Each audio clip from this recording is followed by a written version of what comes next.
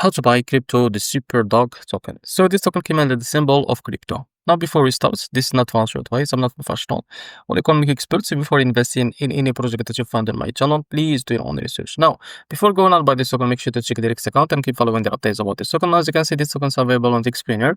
It created 4 days ago and increased by 10,000% in the last 24 hours, and also this token is ranking #1 in the base section on the explainer.